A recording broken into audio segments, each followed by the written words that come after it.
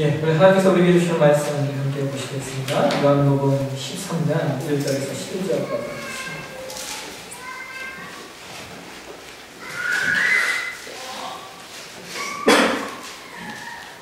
요한복음 13장 1절에서 11절까지 말씀. 한 목소리 다시 높이 올리겠습니다. 공부하겠습니다. 6월 전에 예수께서 자기가 세상을 떠나 아버지께로 돌아가실 때가 이른 줄 아시고 세상에 있는 자기 사람들을 사랑하시되 끝까지 사랑하시다. 너희도 벌써 시몬의 아들 유다의 마음에 예수를 팔려는 생각을 먹었더라. 저녁을 먹는 중 예수는 아버지께서 모든 것을 자신에게 맡기신 것과 또 자기가 하나님께로 오셨다가 하나님께로 돌아가실 것을 아시고 저녁 잡수던 자리에서 일어나 겉옷을 벗고 수건을 가져다가 허리에 두시고 이에 대하여 물을 떠서 제자들의 발을 씻으시고 그 두르신 수건으로 닦기를 시작하여 시몬 베드로에게 이르시니 베드로가 이르되 주여 주께서 내 발을 씻으시나이까. 예수께서 대답하여 이르시되 내가 말씀을 네가 씻으시나이까 하나 이유는 아니라. 베드로가 이르되 내 발을 절대로 씻지 못하시리다. 예수께서 대답하시되 내가 너를 씻었느냐 아니하면 내가 항상 순간이니라. 시몬 베드로가 이르되 주여 내 발을 수건으로 씻으소서. 예수께서 이미 목욕한 자는 발밖에 씻을 필요가 없느니라. 온몸이 깨끗하니라. 너희가 깨끗하다 감사하니라 하시니 이는 자기를 활짝 움직이지 않으시니까 그러므로 하나님께 깨끗하지 아니하라 하시니라. 아멘. 조명을 위한 기도를 드리겠습니다. 하나님 오늘도 우리에게 말씀해 주시옵소서. 주의 말씀을 가운데 증거를 드릴 때 우리가 주의 인성을 느끼고 하시고 이 말씀을 통하여 우리가 더 깊이 하나님의 은혜와 하나님의 사랑과 하나님 더 깊이 신앙의 신앙됨 앞에 세워질 수 있도록 하나님 우리에게 은혜 베풀어 주시옵소서. 오늘도 성령께서 전장하여 주시고 교통하여 주셔서 말씀을 잘 깨닫게 도와주시고 깨달은 말씀이 우리 삶 가운데 아름답게 적용되어지고 변화를 일으킬 수 있도록 하나님 은혜 주시옵소서. 제가 무장한 사람을 세우셨사온즉 하나님 말씀 똑똑히 전하게 하시고 전하는 자가 듣는 자 은혜의 풍성 앞에 세워질 수 있도록 하나님 축복해 주옵소서. 감사합니다. 걸어가신 예수님의 이름으로 기도합니다. 아멘.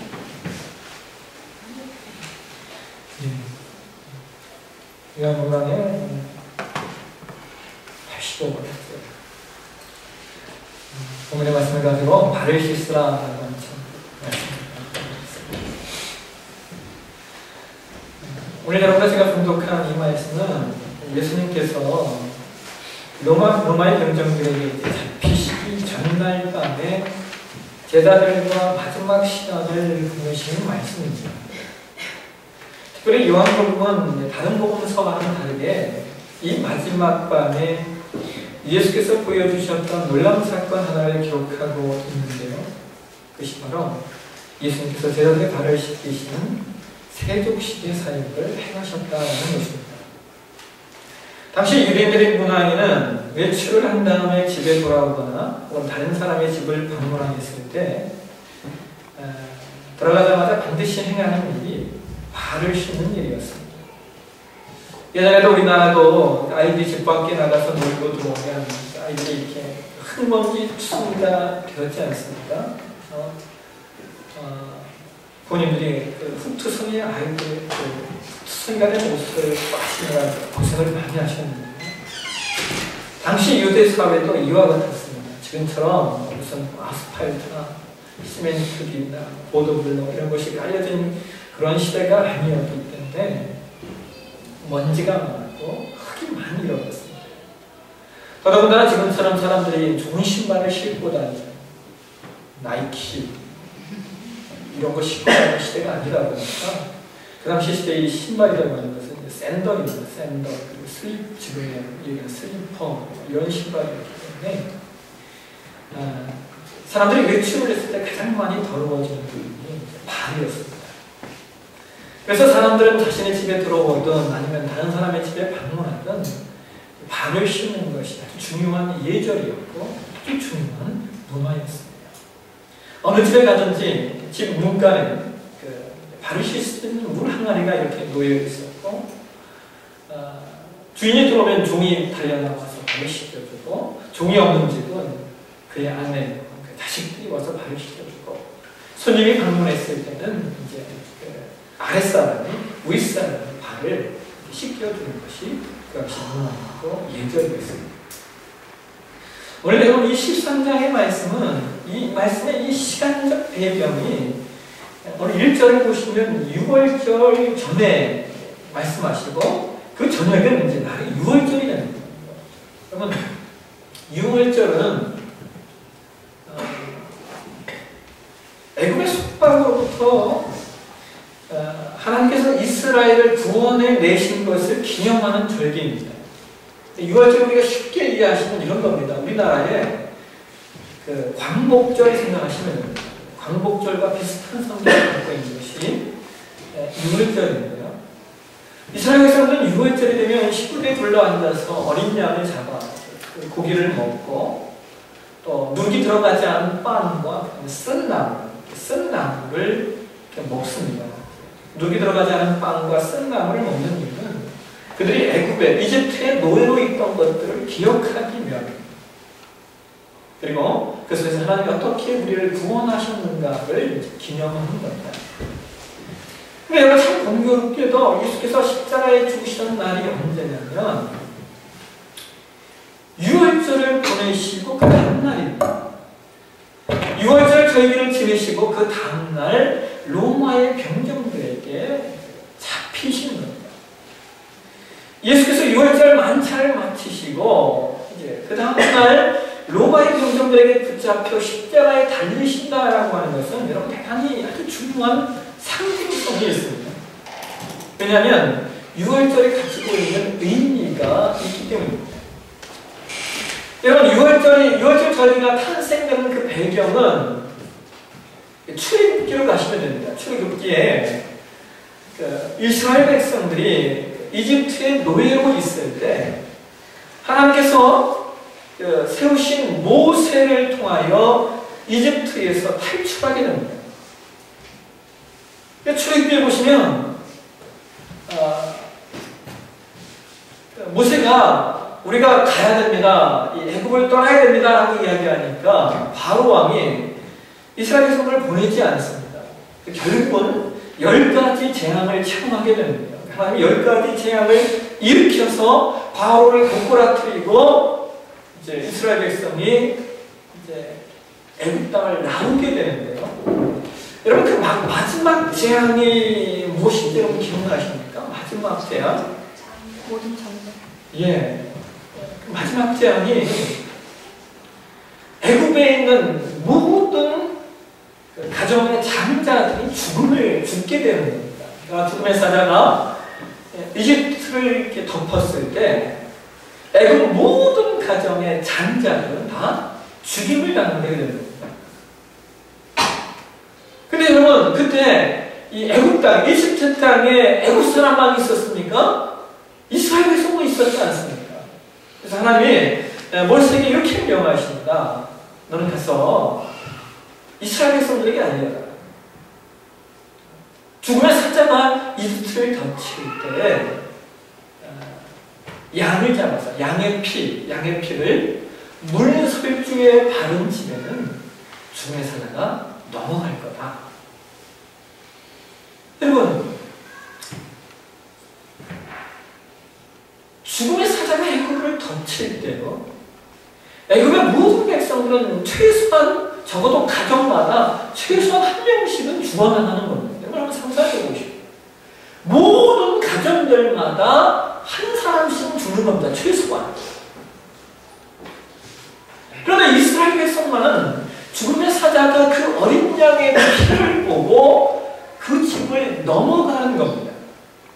그래서 여러분 이 6월절이라고 하는 말이 영어에 그 패스 오버입니다. 패스 오버. 이 패스라고 하는 말은 지나가다라는 말입니다. 이 오버라는 말은 무엇으로서 우회라는 말입니다. 그러니까 죽음의 사자가 어린 양의 피가 묻어있는 그 집은 위로 넘어서 지나간 것입니다. 그래서 여러분, 유월절의 핵심 내용은 피와 구속입니다. 죽음의 사자가 지나갈 때 이스라엘 백성들도 죽어야 하는데 죽지 않았습니다. 왜 죽지 않았습니까? 대신 죽은 것이 있기 때문입니다. 그것이 어린 양입니다. 어린 양이 죽음으로 말미암아 이스라엘의 장자들은 죽음을 면하는 겁니다. 그리고 그 유월절을 지나 이스라엘은 애굽을 탈출하여 자유를 얻게 되는 겁니다. 사랑하시는 여러분, 구속, 구원은 죽음을 지나야 가능한 것입니다. 한 생명이 영적으로 그리고 육적으로 완전하게 구속을 받는 길은 죄의 문제가 해결되어야 하고, 죄의 문제가 해결되는 길은 죽는 길밖에 없습니다. 그러므로 우리가 구원을 받기 위해서는 죽어야 됩니다. 구속을 받기 위해서는 우리가 죽어야 한다는 거예요. 근데 문제는 죽으면 끝이지 않습니까? 죽기 전에 무슨 구속을 받아야 영원히 구원함을 얻게 되는데, 죽은 다음에는 의미가 없는 겁니다. 그러므로 예수님께서 십자가를 죽으시는 날이 공교롭게도 유월절 절기 바로 다음날 십자가를 지시는 내용은 우리가 이스라엘 백성들이 출애굽할 때 마지막으로 그 재앙이 그들의 어린 양의 피로 말미암아 죽지 않게 되었던 것처럼 예수께서 죽으심으로 말미암아 우리가 죽지 않게 되었다라고 하는 것을 예표로 갖고 계신 것입니다. 신자는 나 자신이 어떻게 구속, 즉 구원을 받은 사람인가에 대한 확증을 가지고 계셔야 됩니다. 사람이 죄를 지었을 때 그 죄에서 해결함을 받는 길은 죄의 대가를 지불하는 길밖에 없습니다. 죄의 대가를 지불해야만이 그 죄에서 해결함을 받습니다. 근데 성경은 인간의 죄에 대해서 이렇게 말하죠. 함께 로마서 5장 10절 말씀 한번 보실까요? 같이 한번 읽겠습니다. 시작. 그러므로 한 사람으로 말미암아 죄가 세상에 들어오고 죄로 말미암아 사망에 들어오니 이와 같이 모든 사람이 죄를 지었으므로 사망이 모든 사람에게 이르렀느니라. 인간의 지은 죄의 문제가 어떻게 해결되느냐? 그 죄는 오직 죽음으로서만이 해결될 수 있다고 성경은 말합니다. 그러니까 우리 인간이 하나님을 따라 인간의 마음대로 살려고 했던 그 죄가 얼마나 무섭고 무거운 것인가를 우리는 진득해 보셔야 됩니다. 여러분, 이 죄라고 하는 단어가요, 놀라운 의미를 담고 있습니다. 이 죄라고 하는 단어가 이 히브리어서, 그 다음에 헬라어서 의미가요, 죄는 관역을 빗나가다는 뜻입니다. 관역을 빗나가다. 죄는 정로에서 떨어지다라는 의미입니다. 죄는 반역하다라고 하는 의미를 담고 있습니다. 그러니까 죄가 뭐냐면, 여러분, 활을 쏘았으면 그 활이 관역에 맞아야 됩니다. 근데 그 화살이 관역을 빗나가는 거예요. 이것은 하나님께서 인간을 향하신 하나님의 목적이 있는데 그 인간이 그 목적을 벗어나 빗나간 것, 또는 하나님께서 인간에게 허락하신 정도, 바른 길이 있는데 그 길에서 인간이 벗어난 것, 피조물 인간이 하나님 앞에 말씀을 순종하며 살아야 되는데 하나님의 말씀을 따르지 않음으로 말미암아 하나님과 같은 위치를 점하려고 했던 그 반역, 그것이 죄라는 겁니다. 그래서 인류의 모든 인간은 원래부터 죄로 인하여 육신뿐만 아니라 영원까지 죽게 되어진 징계의 위치에 있었던 것입니다. 그런데 하나님의 사랑이 예수 그리스도로 말미암아 우리에게 나타난 바 되었습니다. 여러분, 오늘 본문 말씀에 예수께서 제자들의 발을 씻기십니다. 저녁을 잡수던 예수님께서 갑자기 일어나 겉옷을 벗으시고 수건을 가져다가 허리에 두르시고 대야에 물을 떠서 제자들의 발을 씻기시고 수건으로 닦으셨다라고 성경 말합니다. 여러분, 예수님께서 왜 식사하시다가 말고 일어나서 제자들의 발을 씻으셨을까요? 예수님께서 식사하시다가 말고 일어나 제자들의 발을 씻기셔야 했던 이유는 그 아무도 발을 씻은 사람이 없기 때문입니다. 심지어 예수님마저도 발을 씻지 못하셨습니다. 왠지 아십니까? 예수님의 발을 씻어준 제자들이 없었기 때문입니다. 12명의 제자들이 있었지만 정작 예수님의 발을 씻겨준 제자는 없었습니다. 예수님이 일어나서 제자들의 발을 씻으려고 하자 차례차례 씻어주는데 베드로의 차례가 되니까 베드로가 저항을 합니다. 8절을 보시면 베드로가 이렇게 말하고 있어요. 베드로가 이르되 내 발을 절대로 씻지 못하시리이다. 여러분, 여기 절대로라고 하는 말은요, 다른 차본에 보면 영원히라고 쓰고 있어요. 영원히. 그러니까 베드로가 겁도 없이 알지도 못하는 이야기를 하는데 내 발을 영원히 씻지 못하실 겁니다. 그러니까 예수님이 뭐라고 말씀하십니까? 내가 너를 씻어주지 아니하면 네가 나와 상관이 없다라고 말씀하십니다. 그러니까 베드로가 더 강경하게 나옵니다. 9절 한번 보실까요? 9절에 베드로가 이렇게 말합니다. 시몬 베드로가 이르되 주여 내 발뿐 아니라 손과 머리도 씻어주옵소서. 이 구절 말씀 우리가 두 가지로 해석할 수 있습니다. 말 그대로 정말 예수님 목욕시켜주세요 이 말일 수도 있고 또 이 말의 의미에는 일종의 반어법의 의미가 담겨져 있을 수 있습니다. 그러니까 내 발을 씻길 수 없다라고 하는 것을 강조하기 위하여 손도 씻어주세요, 발도 씻어주세요 이런 반어법의 의미도 담고 있습니다. 이 말은 예수님께서 10절과 11절에 이렇게 말씀하십니다. 한번 보실까요? 우리 같이 한번 읽겠습니다. 시작합니다. 예수께서 이르시되 이미 목욕한 자는 발밖에 씻을 필요가 없느니라. 온몸이 깨끗하니라. 너희가 깨끗하나 다는 아니다 하시니 이는 자기를 팔자가 누구인지 아시니라. 그러므로 나는 깨끗하지 아니하다 하시니라.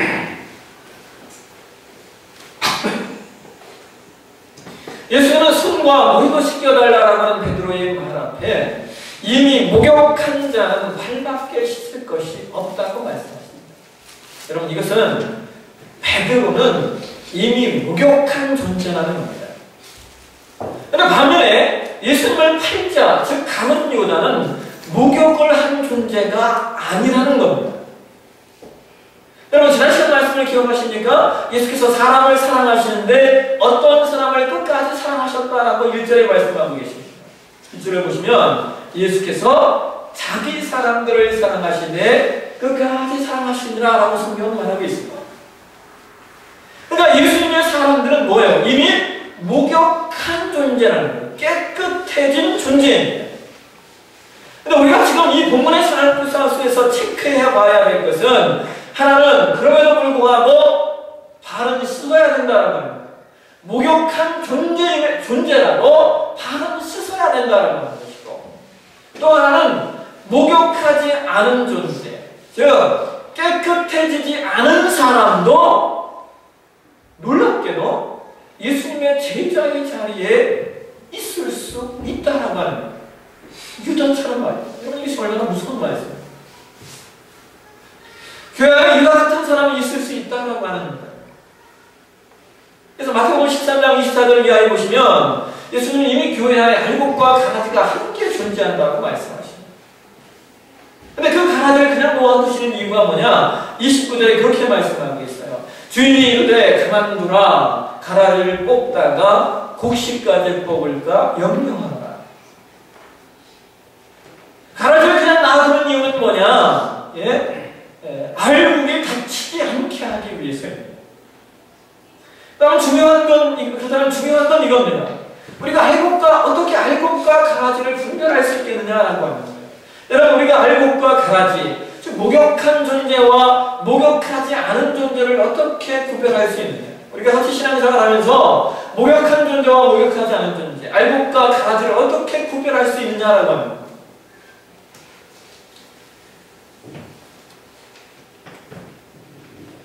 그 탁월한 신학자 중에 그 SF 브루스라고 하는 박사가 있어요. 이분이 그런 말을 해요. 발을 씻는다라고 하는 것은 지속적이고 반복적인 행위라고 합니다.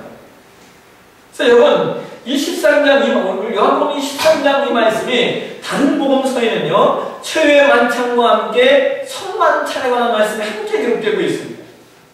그러니까 성만찬이, 여러분, 성만찬이 세례 예식과 다른 점이 뭔지 아십니까?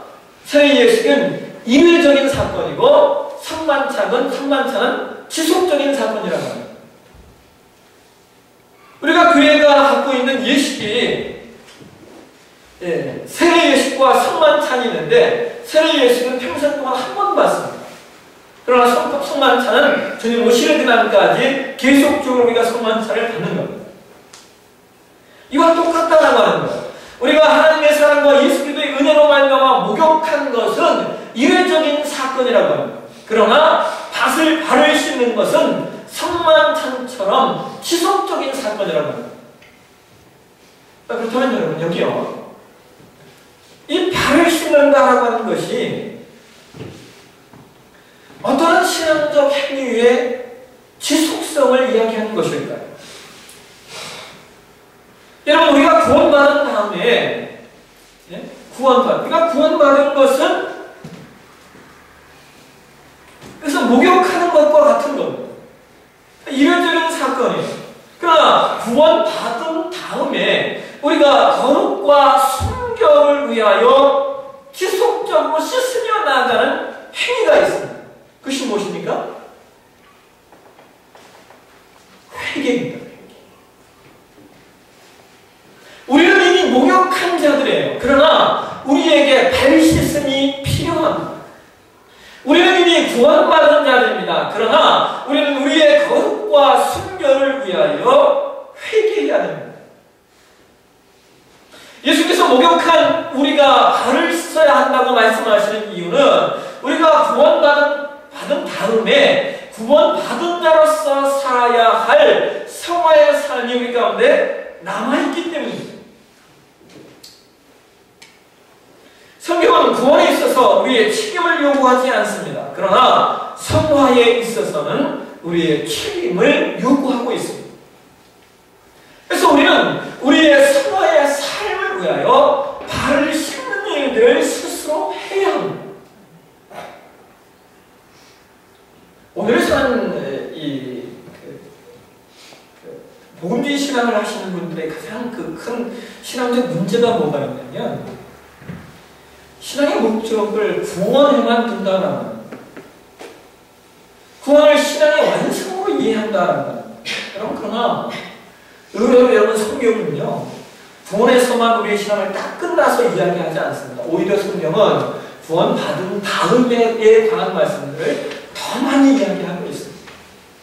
우리가 구원받은 다음에 어떻게 살 거냐, 하나님을 아는 자로서 어떻게 삶을 영위해 갈 거냐에 관한 말씀이 훨씬 더 많이 있습니다. 근데 여러분, 구원은 은혜로 받는 것이지만 그 다음에 우리가 거룩해지는 것, 우리가 신자로서 아름다워지는 것, 거기에는 발을 씻는 것과 같은 우리의 책임과 우리의 수고와 우리의 노력과 우리의 애씀이 필요하다고 하는 겁니다. 그래서 여러분, 이 회개라고 하는 단어가 어떤 의미를 가지고 있느냐, 이 회개의 그 히브리적 의미, 그 다음에 헬라어적 의미가, 히브리어 회개라고 하는 단어의 히브리어적 의미가, 이건 후회가 아니에요. 후회가 아니에요. 후회. 성경이 말하는 회개는 과거에 지었던 죄들을 돌아보면서 미래에 대한 신중한 방향을 전환하는 것. 그러니까 회개는 돌이키는 겁니다. 그 다음에 이 회개의 헬라어적 의미는 마음을 고치다, 메타노이아라고 하는 단어를 쓰고 있는데요. 마음을 고치는 것. 그러니까 회개는 마음을 고쳐서 행위를 돌이키는 것. 인간사의 모든 악들은 사실상 그 시작이 마음에서부터 시작됩니다. 그래서 마음을 고쳐야 하고 동시에 마음을 고쳤다고 해서 완전한 회개가 아니라는 거예요. 지금 내 삶의 행위로 그것을 바꾸어가는, 돌이켜가는 것. 그래서 회개는 자연스럽게 삶의 성화를 동반합니다. 다시 말하면 회개하지 않는 백성에게 성화는 없다라고 하는 거죠. 더나 회개는 하나님과 나 사이의 절대적인 교제의 끈입니다. 우리 8절 한번 봅시다. 8절 말씀 보실까요? 내가 너를 씻어주지 아니하면 내가 나와 상관이 없느니라. 베드로가 예수님 내 발은 씻을 수 없습니다 라고 말씀하시니까 예수님이 그렇게 말씀하시죠. 내가 너를 씻어주지 아니하면 너와 내가 상관이 없다. 근데 이 본문을요, 뉴 잉글리시 바이블에서는 이렇게 번역하고 있습니다. 내가 너를 씻어주지 않으면 내가 나와 교제가 없다. 그러니까 발을 씻는 회개는 예수님과 교제하는 일이라고 하는 거예요. 우리가 우리의 거룩과 승화를 위하여 우리의 죄악들을 내어놓고 용서를 구할 때 그때 예수님이 우리 가운데 깊이 찾아오셔서 나와 깊이 교제해 주시는 것입니다. 여러분, 지난번 수수기의 역사 가운데 하나님의 역사가 일어났던 자리, 하나님의 일하심이 있었던 자리에는 언제나 철저한 회개의 발씻음이 있었습니다. 회개의 발씻음. 그 대표적인 예가요, 한국 땅에 있었다. 여러분 기억하십니까? 1907년에 있었던 평양 장대역교에서 있었던 놀라운 붕괴 사건입니다. 근데 여러분, 이 1907년에 이 장대역교의 집회가 2월 6일부터 시작이 되었습니다. 근데 정작 성령의 역사가 일어난 날은요, 6월 14일이었습니다. 여러분 상상이 가십니까? 1월 6일 날 시작된 집회, 지금은 뭐 동해하면 2박 4일, 3박 4일 하지만 그때는 한 열흘씩 이렇게 했던 것 같습니다. 1월 6일 날 시작된 집회가 별걸 그냥 그런 집회였어요. 근데 1월 14일 날 저녁에 한 일주일이 지난 다음에 성령의 역사가 강력하게 일어나는데요. 그 동기가 뭐냐면 그날 말씀을 전하셨던 분이 이제 길산조 장로님이었습니다. 나중에 이제 목사님이 되셨죠. 네. 이분이 설교하시는 분이 갑자기 설교하시다가 갑자기 이분이 이런 얘기를 하는 거예요. 나는 하간과 같은 자, 나 때문에 하나님이 축복을 주실 수가 없었습니다. 약 1년 전에 내 친구 중 한 사람이 임종시에 나를 자기 집으로 불러서 말하기를, 길장로, 나는 이제 세상을 떠날 것 같으니 내 재산을 좀 잘 정리해 주었으면 좋겠네. 내 아내는 셈이 무척 약하기 때문에 자네가 좀 도와줘서 우리 내 아내와 자식들이 생활을 잘 할 수 있도록 좀 도와주시게. 이 말을 듣고 깊겠습니다. 걱정만 내가 잘 돌봐드릴 테니 염려합니다. 근데 그 재산을 관리하다가 그가 그만 그 재산의 일부분을 자기가 사취해서 쓴 겁니다. 그것이 생각나서 이 길성사가 설교하는데 공식적으로 사람들이 이야기해요. 내가 그 미움하며 사취했었습니다. 나는 하나님의 일을 방해해 온 것이다. 내가 내일 아침에 내가 사취했던 몰래 사취했었던 그 돈, 그 전액을 그 미망에게 돌려드리겠습니다. 여러분 얼마나 놀랐겠습니까? 한 1,500명 이상의 성도들이 모여있는데 설교하는 강사가 내가 돈을 사취해서 주입니다. 회개를 합니다. 더 이상 설교가 진행될 수는 없는 거예요. 근데 놀라운 것은 그가 그렇게 말해놓고 무릎 꿇고 기도하기 시작하는데 갑자기 어떤 사람이 일어나서 나도 그랬던 적이 있습니다. 나도 그랬던 적이 있습니다. 나도 누군가의 것을 훔쳐쓰고 돌려주지 않아요. 누군가의 것을 빌려쓰고 돌려주지 않는 거예요. 나도 그랬습니다. 이러는 겁니다. 그 모습을 보고 선교사님, 여러분 우리 함께 기도합시다. 하나님께서 우리에게 은혜를 주실 것입니다. 성도가 기도하듯이 1907년 전쟁교에 일어났던 그 1월 14일에 일어났던 그 붕괴 현장을 선교사는 이렇게 기록하고 있습니다.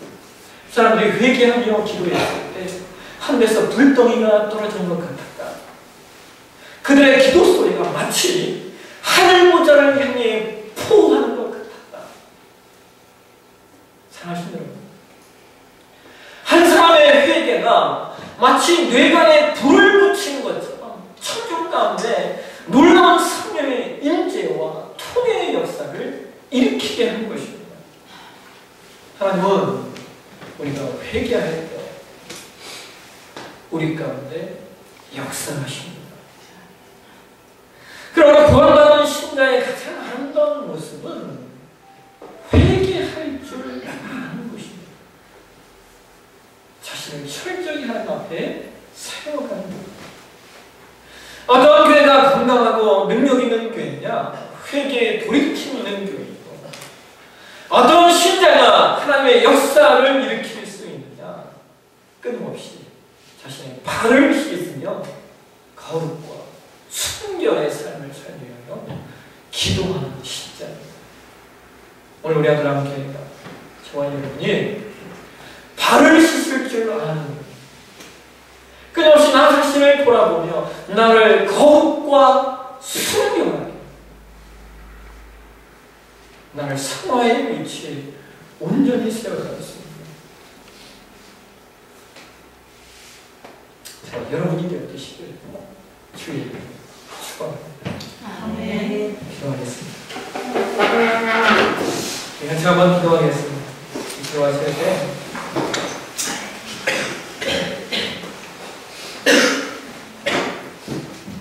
그렇게 이랬으면 좋겠습니다. 하나님, 우리에게도 하나님 앞에 회개가 있게 도와주시옵소서.